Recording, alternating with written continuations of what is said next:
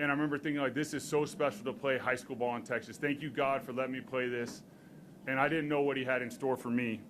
I started my college career at Michigan State. And, I was only there a year, but the thing that I remember about Michigan State, and I just talked to Coach D a few weeks ago when he congratulated me on my retirement, was that's where I really gave my life to Christ. There were so many trials and tribulations that went into that year. Loved my teammates, but I realized as a young man, like, I was brought to my knees. The good Lord made me realize, like, I needed something more than myself. I needed something more than football, and that's where I submitted to Him and gave my life to Christ and really started reading the Bible. I was only there a year, and then I went to Arizona. I went to the desert. Ironically, Arizona was my favorite basketball team growing up. I did not know they had a football program, but they had a great basketball team. So it was fun to be a part of helping the football program grow to where they, beat OU last year in the bowl game. I mean, that's pretty big, beating the Sooners, and us alumni are super proud. There were two specific moments at Arizona that really helped shape me. There's a lot of people, but my strength coach, Coach Ed, Corey Edmond, pushed us so hard. He was a great example of a guy who lived for Christ, but was so tough, so ferocious, and believed in us more than we believed ourselves. He had Bible study every Thursday, and, obviously my faith grew, but then also my love for pepperoni pizza, ranch dressing, and Texas Pete hot sauce. So if you've never had that combination, you have to try it. The other one was, it showed me the importance of a great coach. Coaches are some of the most important people in one's life. And my quarterback coach, Frank Selfo, is my junior year. We were playing like number 9 Iowa. We were up, and I remember we have a 4-minute drive to finish the game. We were air raid system, so I'm throwing the ball. And I remember a DN drops. I throw it to underneath right, drops, picks it, pick 6. They're up. I'm sort of used to getting chewed out in those situations like most players do. I remember going to the sideline, picking up the phone, just waiting to get reamed. There's still like a minute and something left in the game, and I hear chewing on the other line. I'm like, Coach, like, what are you doing? He said, man, I'm just eating a hot dog, drinking a Coke. I'm ready for you to put on a show. I'll see you after you win this game. Go have some fun. I'll see you in a few minutes. That was it. The phone dropped, and from someone who maybe was used to getting chewed out and it was tough, like, the sense of peace I had at that moment was insane. And I remember going out on the field with the guys, and we marched 80 yards, and we won the game through a game-winning touchdown, and that sort of changed me. It showed me the importance of coaching. That's a little bit about Arizona. Then the NFL. I'm truly grateful for all the organizations I played for. I've been very blessed to play in the NFL for 11 years. I'm grateful for the staff, the cities, the organizations, the players, everything that makes up the NFL. But specifically, like, I'm here for a specific reason. That is, I love the Philadelphia Eagles, and this is how I'm blessed in my career. So first and foremost, I want to thank Mr. Lurie and his family for allowing me to be here. Mr. Lurie is a very unique owner in the NFL. He's someone that's at practice all the time. He's someone who shakes your hands, looks you in the eyes, knows your name. When you're there in the locker room pregame, he shakes your hands. When you win or lose the game, he's in the locker room. That is not normal in the NFL. He wants to win. He loves his city, and it's a really special owner. That's my youngest son, so that's Bodie. So y'all getting to see the whole family. Fortunately, Lily's going to be really well behaved, so we're good. I'd also like to thank Howie Roseman. Howie drafted me, and, I know he's always believed in me. At some point, I was traded away, and he was thrown somewhere else in the facility, and then he came back, and he brought me back. And I'll always be grateful for Howie for believing in me and bringing me back to Philly and the relationship we have. To Andy Reid, one of the greatest Eagles coaches and arguably one of the greatest coaches, if not the greatest coach in NFL history, not only for drafting me, but for when I lost the love of the game in St. Louis, he gave me an opportunity to come play for the Kansas City Chiefs and just love football again, to where I was in a different place coming back to Philly in 17. I'm going to thank Chip Kelly. And I know y'all are going to be looking at this like, wow, I can't believe he's thanking Chip Kelly. Well, 2013 was some of the most fun football I've ever played. 2014 was a different year. I got injured. We went 10-6. I was excited to come back in 2015. I learned a lot in 2014, and I got that call from Chip where he traded me to St. Louis. Arguably one of the toughest parts of my career. Always wanted to be an Eagle, and that was my first taste of the NFL. But through that year in St. Louis, it was challenging. I lost the love of the game. I had to go through different things, but through that, I grew in my faith. I grew as a person, and in turn was able to come through those dark moments to be a better player, better person, and stronger when I came back to Philly. I'm a firm believer, without those moments in St. Louis that Chip trading me away happened, I would not have been able to do what we did in 17. I would not have been able to step in with my heart and play the game that I did with my teammates. So I'm super grateful for that moment in time. And ultimately, I got to thank Coach Peterson and the entire Eagles staff in my tenure here. They were truly incredible. You know, Doug himself, I mean, Doug drafted me as my quarterback coach. He came to Westlake High School and worked me out. I'll never forget walking in the parking lot, and I see Doug like sitting in his car, and I like knock on the window and like, hey, I'm Nick Foles. You're here to work me out. It's all right. Y'all know Doug. He's chill. And we go to the field and we're throwing. It's a cold day in Austin. It's raining, a little sleet. And I remember he goes, I'm from an air raid system. He goes, hey, I want you to do a 7-step drop off a play action, and we're throwing into the wind. He made sure I did that. He said, I want you to throw a divide route. And I'm like, Coach, I don't even know what a divide route is. It eventually became my favorite route with Deshaun Jackson, but what is this? And he went like 65 yards down the field in the wind, in the rain. He's like, hey, I want you to drop 7. I want you to throw it to me. And I remember I dropped back, I threw it, and if you throw into the wind with any kind of wobble, that ball gets caught. The ball got caught and dropped like 10 yards short, and I remember thinking like, oh, I'm done.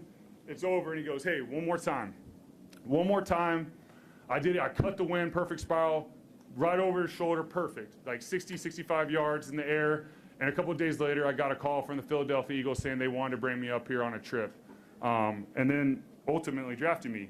I have to believe that moment right there with Doug, playing for Doug, with him, my quarterback coach, me coming back as a quarterback in 2017 and 18, culminated in me going over to him in the Super Bowl on 4th and 1 on timeout and asking, hey, you want Philly, Philly.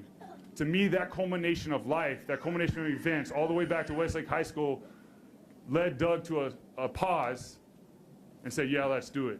And when I've looked back at my career at that moment, it just shows you the relationships you make and how you do it and what you, as you go along the journey, are so special. And that's why that play to me is always so special. I know it's special to the city. I know it's special to the Eagles.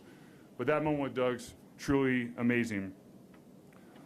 To my teammates, y'all are what makes this game special. The locker room, the bonds, sitting in the locker after a hard practice, after a hard game, maybe a win, and just sharing that brotherhood, especially in Eagles. In Philadelphia in 17, when we were against all odds, my teammates, my brothers in the locker room never doubted me. I know that because I was with them every single day, and they never batted an eye. When everyone else thought we were lost, they never thought we were lost. Fortunately, I had been with them, a lot of them, since 13. And I have to believe 2012, 2013, 2014, those moments also made them believe, and I'm so grateful for them. I could go on and on about all my teammates, but I specifically want to thank the O-line. You know, in that 17 run, you know, we had Jason Peters, who is amazing, as y'all know, Hall of Famer. We had Big V, Wiz, Kels, B. Brooks, Big Lane, and Coach Stout. You know, star players, receivers, quarterbacks, running backs, they get a lot of credit. In Philadelphia, the heart and soul of our offense was always the O-line. Step in that huddle was such a sense of peace. I mean, those guys were amazing. Y'all don't realize this, but as a quarterback, we'd be in games, and Wiz and Kels are like, it's like a math formula they're figuring out each and every play. And it was just a beautiful work of art. And it's so special, and I'm forever grateful for them. And I just want to thank all you O-linemen out there. Y'all are the true heroes of the offense. Y'all are what gets the job done, so we as quarterbacks trust y'all. Also, I put this note in there. If you O-line ever see this, my favorite play was the QB sneak to call in the huddle. If you want to chime in on social media as why y'all loved me calling QB sneak, chime in on social media so all the media here can understand why that is. It's an inside joke, so hopefully y'all see the social media. To the Philadelphia Eagle fans, you know, I wish, you know, looking back, you know, the good Lord had a plan for me not to play my whole career in Philly. I'm very grateful that I got to play here for 5 years, 2 different stints. Y'all are what makes this place so special. Having the facility on South Broad and having y'all outside our practice facility chanting, sometimes I can't even repeat what y'all are chanting, but it made it so interesting. One of my favorite moments is the NFC Championship game when we're about to do our 7-on-7 warm-ups, and y'all were so loud. Y'all were dancing, we were dancing. I had to pause, and just watch and take it in and realized how blessed I was to play for a great city, a great organization, and take it all in. And as everyone knows, in the NFC Championship game, the energy in that stadium, there's been nothing like that. I hope tonight it's even more, but that was truly special. To my agents, Athletes First, and Justin Schulman, Austin Lyman, it's been a journey. We've had a lot of fun. We've had a lot of ups and downs. We've had a lot of phone calls when vacations have been going on, a lot of twists and turns, but I'm grateful that I've gotten to go through every single step with y'all. To my parents,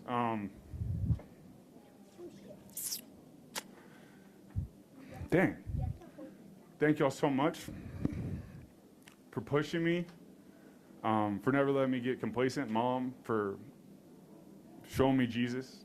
Dad, for just being such a great example and such a great story in your life and what you do each and every day. One of my favorite moments of my entire career is when we won the Super Bowl and y'all got on the field and I got to go hug my dad from behind. And, you know, as a kid, he pushed me really hard. He believed in me. And he always wanted me to get faster. Little did he know, I didn't get my mom's speed. My grandfather was a 4x100 champion. As y'all know, y'all have covered me. I am not a 4x100 champion. So I went up to my dad, and I remember hugging him and said, 5'140" did just fine. And it was just truly special. So I just love y'all so much, and I'm so grateful for y'all. To my sisters, Lacey and Katie, I know y'all are going to see this. I'm so grateful to have y'all as sisters. I love y'all so much. To my nieces and my nephews who are watching, y'all are the next generation. I'm so grateful to be y'all's uncle. I'm grateful y'all are here. This is y'all's first taste of Philly. This is y'all's first taste of the Link. Y'all aren't ever gonna see anything like this in your life, so take it all in. To my in-laws, Dan and Rosina, thank y'all so much. Y'all been on this journey. I'm one of your kids. I'm so grateful. Through all the twists and turns, y'all been there. It's truly special to have y'all in my life and for y'all to love me the way y'all do, so thank y'all.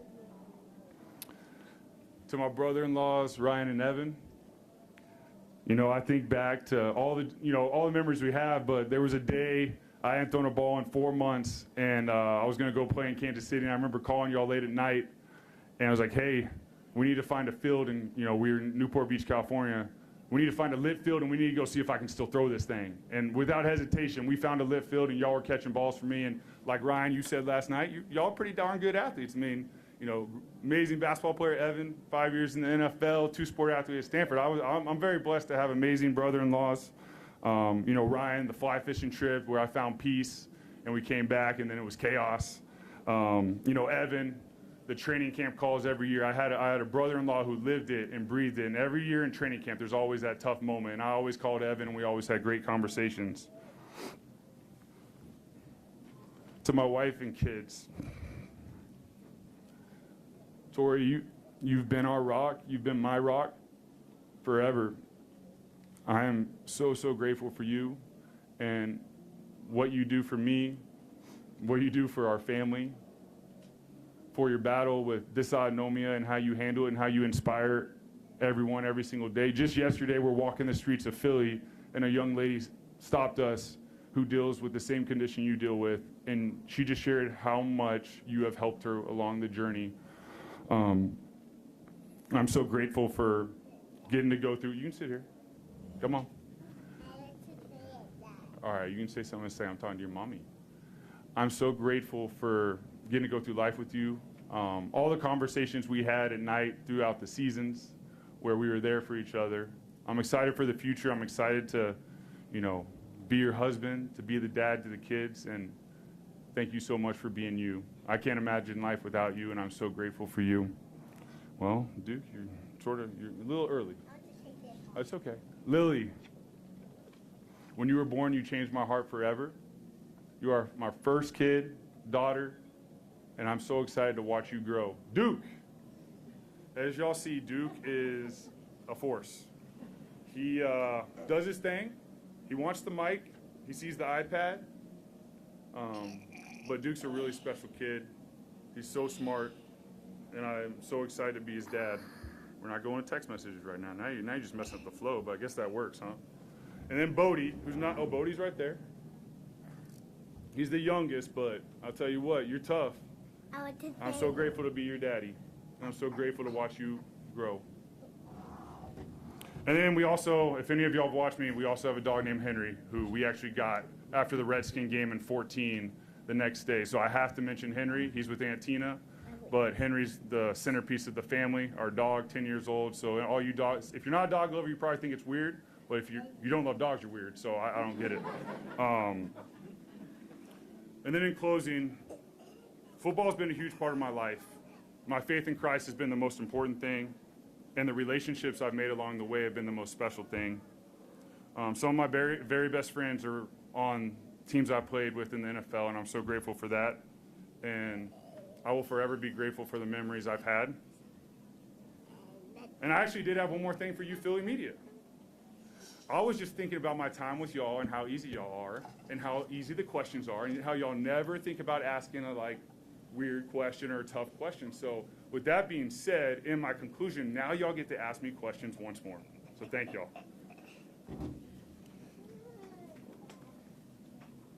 What would you like your legacy to be? You know what, when I think back about my career, like I said, I think about the guys, the locker room. I just want my legacy to be that I help my teammates be better, not only players, but as people. It wasn't just about the game. It was about the relationships. I mean, some of my favorite times, especially as I was getting older in my career, was to help young players, because it's a hard game. There's a lot that goes on, and you're also living life. So I loved listening to what was going on in their life, and then also giving them wisdom to help them along the journey of their life as they grew in the NFL and then apart from the NFL. So I just want my legacy to be a player that helped his teammates be better people and better players. Why did it work here versus the other stops? I want to talk. Tori, you want to grab him real quick? Hey, buddy. Let me finish this. I love you. You're so good. You're so good. Yeah. He's got mama speed. You know what? Like I said, I've been very blessed. There was just something about wearing midnight green. I don't know. I always felt something different in the city, in the stadium. And obviously it takes so many pieces in different organizations. Like I shared about Mr. Lurie, I mean, he's a very unique owner. I'm grateful for all the owners I played for, but what Mr. Lurie did and how he handles himself is very unique. How he is very unique. He's very aggressive. He wants the players. He goes after the players, and they build this team of culture that is truly special in Philly. So I can't really answer that other than say, I was just meant to play here, and I'm so grateful to have been a part of these teams, and I'm grateful to be a part of the history here. It's made me a better person playing here. But once again, I wouldn't be who I am today without those other stops. So each stop had its own purpose and its own unique story, and throughout the rest of my life, I'll have an opportunity to reflect on all of them, and I'm grateful for all of them. It's still the only quarterback that's won a Super Bowl for Philadelphia. How often do you reflect back on that game and that day and everything that was involved with that? Yes, that's a great question. I was just asked the other day how often, along the same lines, how often do I think about being the Super Bowl MVP? And I'm like, whenever that's brought up, I just think about the people.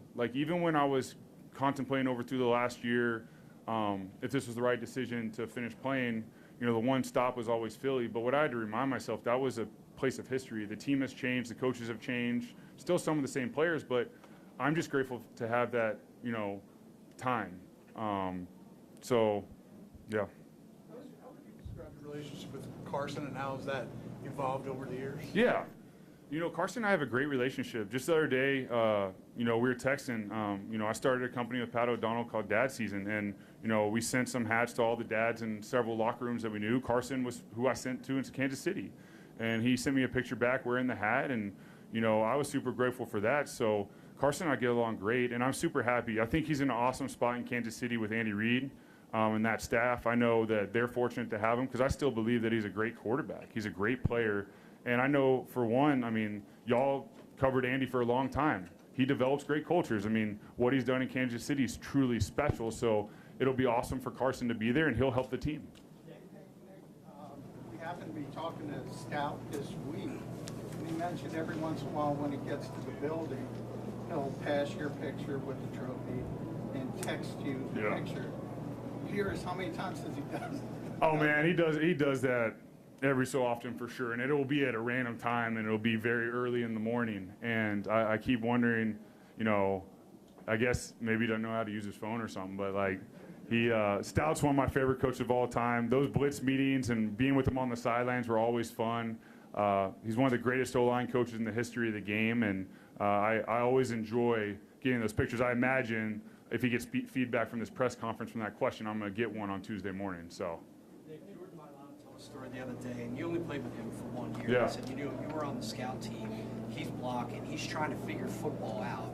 He said he's terrible, that was his word.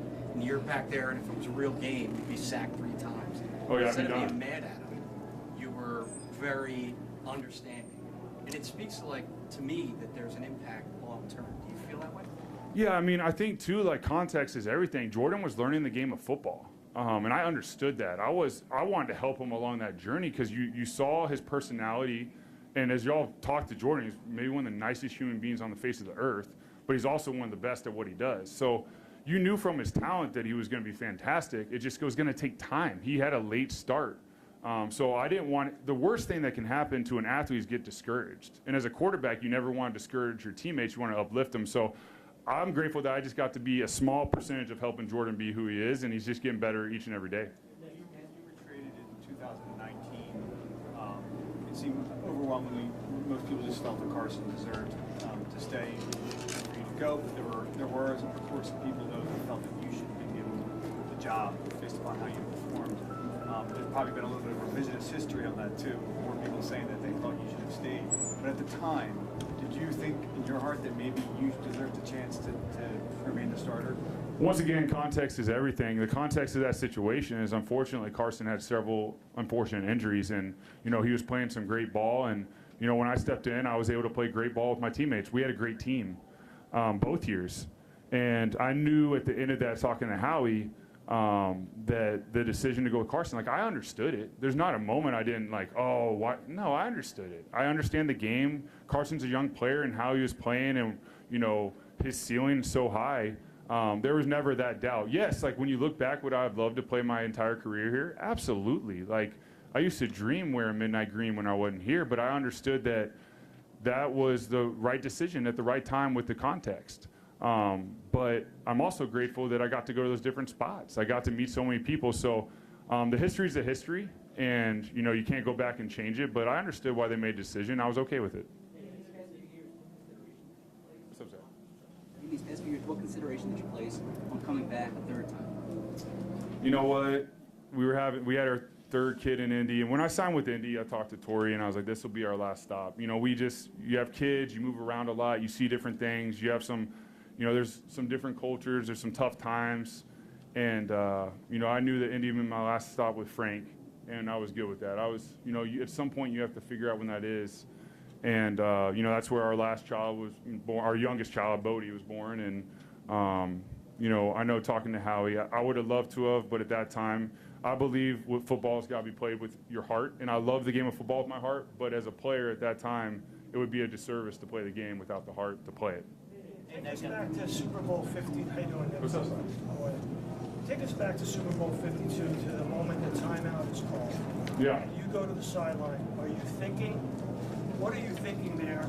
And then when you say Philly to Doug and you go back out onto the field, what are you thinking as you go to your teammates on the field? Yeah, I mean, we had I was talking to Chris Long about this. We had this play called speed option called. I don't know, Brent, you remember that? We called it speed option. And I think all of us were like, oh, no. So thank goodness we called a timeout. And I think that the play just didn't look good all week, and I love Doug and I love our coaches, but I'm still shocked. The last time I ran that play well was at Westlake High School, so it probably wasn't going to work. I don't know if I was going to execute well, but I think that triggered something inside me. It was like, man, that Philly special will be pretty good right here. Like, it'll work. So I ran over there and asked for the Philly. Doug said, yeah, let's do it. And the first thought was when I was running back to the huddle is do not smile. Do not smile. Just act like serious, because defensive players are watching the quarterback run from the side, and I'm smiling like they're gonna think something's up.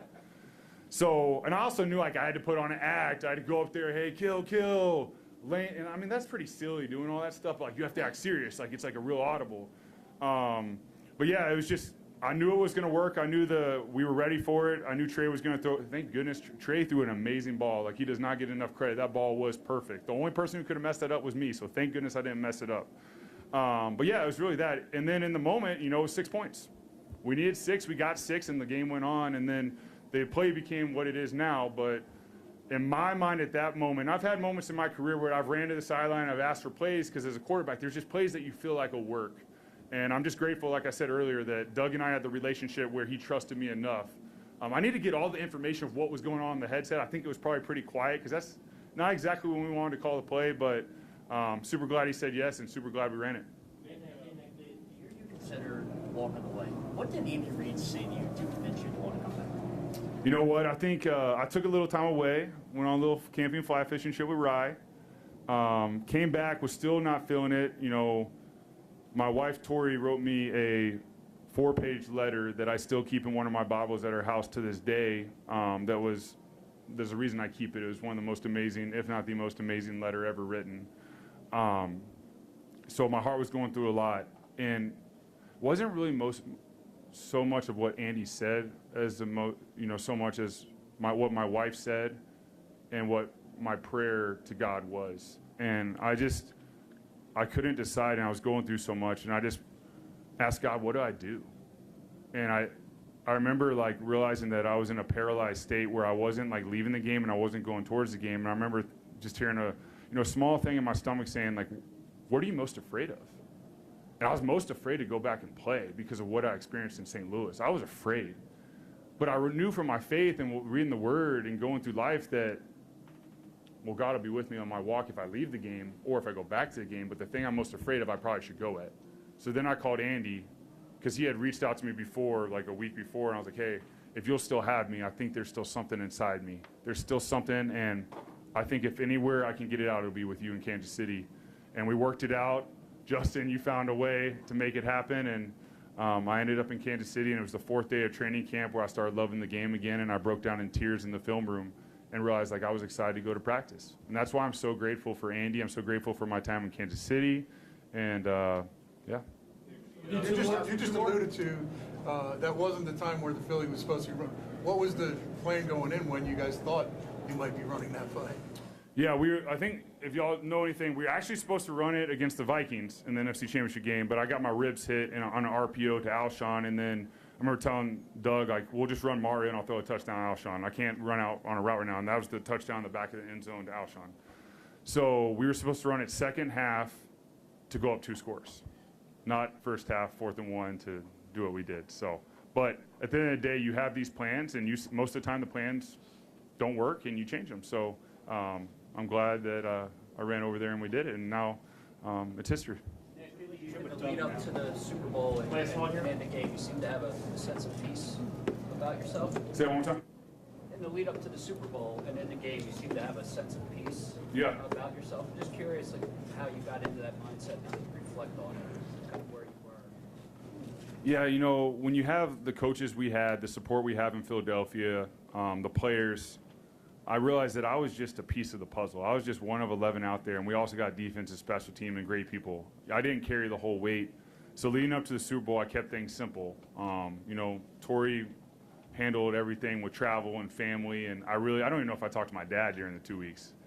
Yeah, so bad son. But I was at peace going into the game. I was just so focused, and I remember just telling God, I was just praying to God and say, you know what? I'm not praying for a win. I'm just praying that I glorify you today. I glorify you with my actions, how I play the game, and I just really want to play without fear. This is a big stage against a big opponent. I just don't want to have fear. I just want to let it all loose, and I don't want to leave anything out there. And it was just such a peaceful game. I was just in the moment. A lot of that has to do with my teammates and coaches, is I trusted them. They trusted me. And it was some of the most fun I ever had playing a game. I remember there was a back shoulder play action quick one to Nelson on a slot fade, if y'all remember, on the right side. And I remember throwing that and walking to the huddle, man, and being like, this is fun. But you can't get too high because there's a lot of game left. But I'm like, this is fun. The game is slow. I see it.